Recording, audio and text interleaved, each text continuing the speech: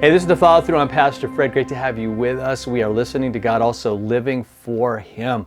So hit that subscribe button. If you haven't, share this with somebody, right? That makes you like part of the team, if you will. So awesome. Let's do that. We are in 1 Corinthians 15, 51 to 52. And I gotta ask you, have you ever felt like you just need to change? Right? You got this thing you're bearing, this weight, it's there, and you just know. I mean, you know. Maybe you have people telling you, everything points to the fact that something's got to change in your life. And what you do is you kind of kick that can down the road, and you're like, yeah, one day. And it's this thing that one day you're going to get it figured out. One day it's all going to happen, right? And you're doing all of that, and God's going, what about today?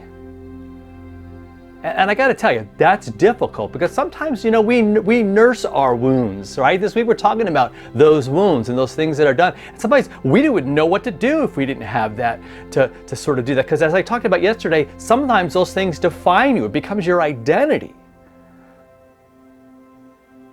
But man, what freedom to be able to say, you know what, I'm not that anymore. I am God's child. I want to go with how He sees me and how He defines me. I want to have that certainty. I want to know that there's victory over these things in my life.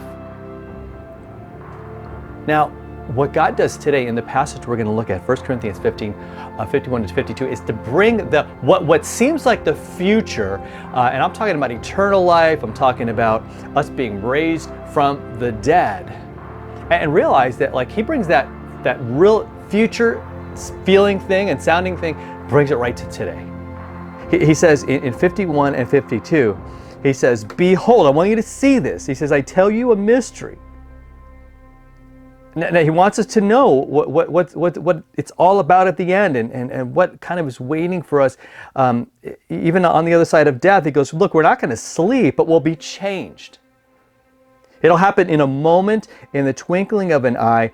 It'll be at that last trumpet. That trumpet's going to sound, and the dead are going to be raised imperishable, and we shall be changed. God is going to change us. Not might change us, not, man, I hope He's going to change me, but that's going to happen. And see, listen, if that's going to happen, and we have the guarantee of that happening in the resurrection of Jesus. Do you see, right? That's not just an historical event. That was done so that death is now defeated. Like, death has no power. It has no more sting, as Paul says later in this chapter.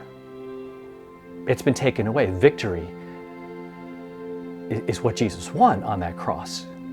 And in that empty tomb as He rose triumphantly to give us that hope. See, that's what we have right now, is that hope, that is a certainty, that is a guarantee, that is a beautiful promise from God to you and to me. And it's something that He's hoping that promise can really kind of define us, inspire us, and let us know that He does indeed care. And that we have that hope right now as we face all the things in our life that we're struggling with, that we think are going to take us down. We can face it all knowing that He gives us an eternal promise of new life in Him. All right? I pray that just changes everything for you today and every day. We'll see you next time.